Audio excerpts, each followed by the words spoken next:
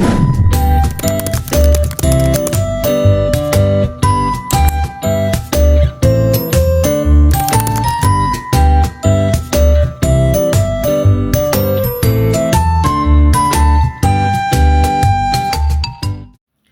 semuanya, perkenalkan nama saya Ripka L. Sinsigap, saya dari Prodi Pendidikan Bahasa dan Sastra Indonesia, kelas reguler C tahun 2023. Di sini saya akan mencoba menjelaskan sedikit pemahaman saya mengenai sejarah perkembangan kurikulum di Indonesia, mulai dari kurikulum 1947 sampai dengan kurikulum Merdeka.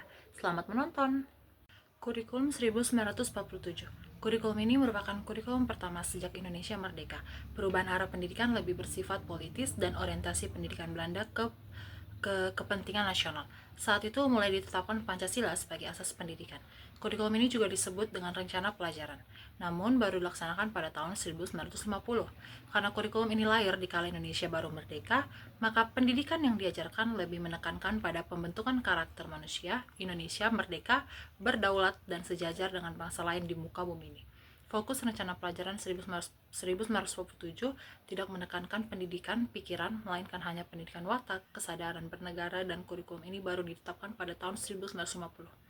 Tujuan kurikulum ini adalah sebagai pengganti sistem pendidikan kolonial Belanda, karena suasana kehidupan berbangsa saat itu masih dalam semangat juang merebut kemerdekaan, maka pendidikan sebagai development conformist bertujuan untuk membentuk karakter manusia Indonesia yang merdeka.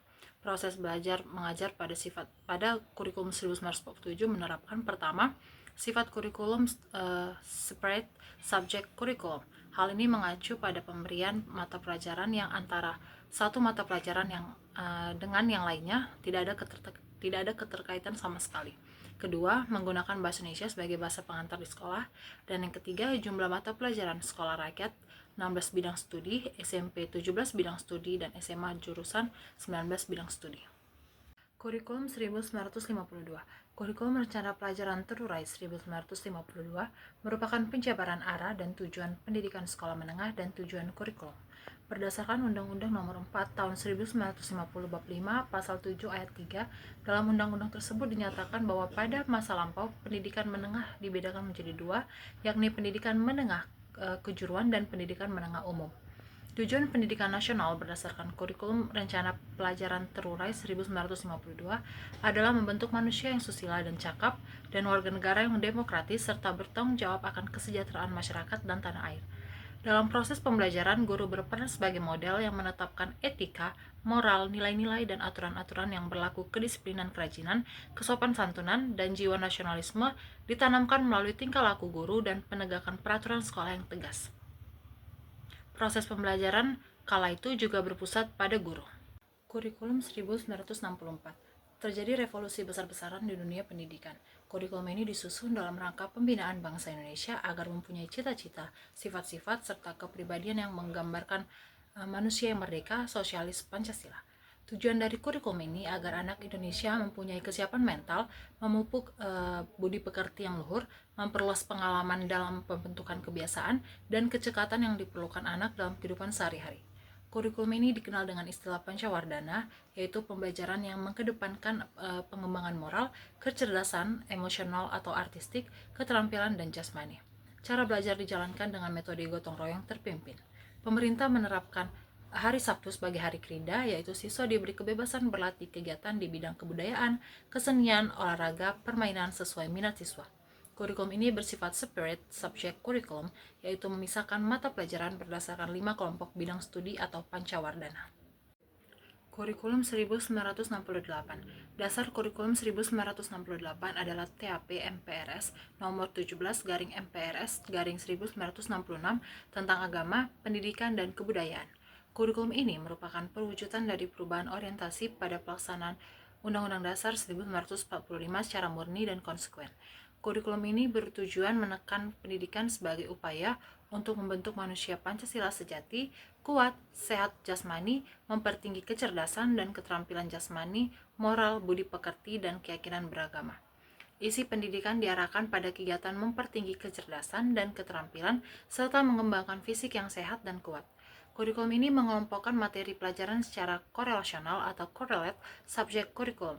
Muatan materi masing-masing mata pelajaran masih bersifat teoritis dan belum terikat erat dengan keadaan nyata dalam kehidupan sehari-hari. Kurikulum 1975. Keputusan Menteri Pendidikan dan Kebudayaan pemerintah menetapkan kurikulum baru, yaitu Kurikulum 1975 sebagai landasan baru bagi kebijakan pengembangan kurikulum Indonesia. Kurikulum 1975 memberikan landasan baru bagi kebijakan pengembangan kurikulum di Indonesia. Kurikulum ini merupakan kurikulum pertama di Indonesia yang dikembangkan berdasarkan teori, model, dan desain kurikulum modern. Kurikulum 1975 sebagai pengganti kurikulum 1968 menggunakan prinsip-prinsip sebagai berikut. Yang pertama, berorientasi pada tujuan. Yang kedua, menganut pendekatan integratif dalam arti bahwa setiap pelajaran memiliki arti dan peranan yang menunjang kepada tujuan-tujuan yang lebih integratif. Menekankan kepada efisiensi dan efektivitas dalam hal daya dan waktu, lalu menganut pendekatan sistem instruksional yang dikenal dengan prosedur pengembangan sistem instruksional, dan yang terakhir dipengaruhi psikologi tingkah laku dengan menekankan stimulus respon atau rangsang jawab dan latihan atau drill. Kurikulum 1984. Kurikulum ini ditetapkan pada tanggal 2 Mei tahun 1984 yang disempurnakan dengan Surat Keputusan Menteri Pendidikan dan Kebudayaan. Pendidikan sekolah menengah umum tingkat pertama mengacu pada tujuan pendidikan nasional yang digariskan GHBN 1983, yaitu meningkatkan ketakwaan terhadap Tuhan Yang Maha Esa, kecerdasan dan keterampilan, mempertinggi budi pekerti, memperkuat kepribadian, dan mempertebal semangat kebangsaan dan cinta tanah air, agar dapat menumbuhkan manusia pembangunan yang dapat membangun dirinya sendiri serta bersama-sama bertanggung jawab membangun bangsa. Kurikulum ini banyak dipengaruhi oleh aliran psikologi humanistik yang memandang anak didik sebagai individu yang dapat dan mau aktif mencari sendiri, menjelajah dan meneliti lingkungannya. Oleh sebab itu, kurikulum 1984 menggunakan pendekatan proses di samping tetap menggunakan orientasi pada tujuan.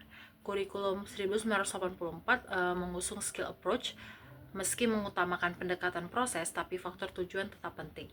Kurikulum ini juga sering disebut sebagai kurikulum 1975 yang disempurnakan. Posisi siswa ditempatkan sebagai subjek belajar. Model ini disebut cara belajar siswa aktif atau CBSA atau Student Active Learning atau SAL. Kurikulum 1994. Kurikulum ini dibuat sebagai penyempurnaan kurikulum 1984 dan dilaksanakan sesuai dengan Undang-Undang Nomor 2 Tahun 1989 tentang Sistem Pendidikan Nasional dan berdasarkan Keputusan Menteri Pendidikan dan Kebudayaan Nomor 060-U/1993 tanggal 25 Februari 1993. Tujuan kurikulum ini yaitu untuk memberikan pendidikan yang relevan, meningkatkan kualitas pendidikan dengan fokus pada pengembangan siswa secara holistik yang meliputi aspek kognitif, afektif, dan psikomotorik. Mengembangkan potensi siswa secara optimal, membekali siswa dengan keterampilan dasar untuk mempersiapkan siswa untuk kehidupan yang bermakna, mempersiapkan siswa untuk dunia kerja.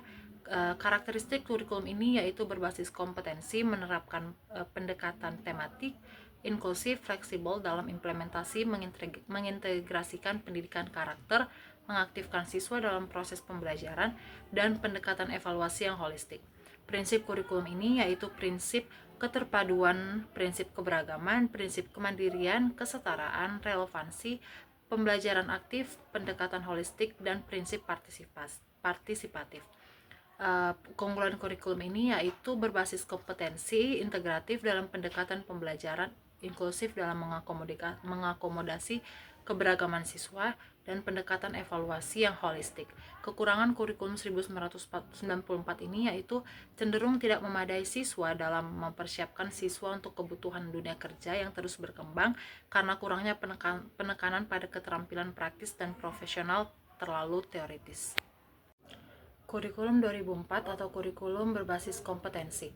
KBK dilandasi oleh pertimbangan teoritis seperti munculnya konstruktivisme yang menganggap bahwa siswa belajar melalui proses membangun ilmu pengetahuannya sendiri, sehingga guru berperan sebagai fasilitator yang memungkinkan siswa dapat menemukan sendiri pengetahuan, keterampilan, atau sikap sebagai target pencapaian belajar.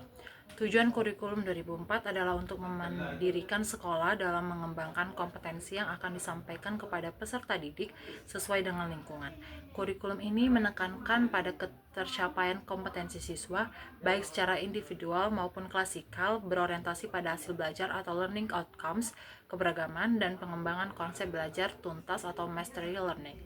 Menggunakan pendekatan yang bervariasi dan sumber belajar bukan hanya guru, tetapi juga sumber belajar lain yang edukatif. Penilaian menekankan pada proses dan hasil belajar dalam upaya penguasaan atau pencapaian suatu kompetensi.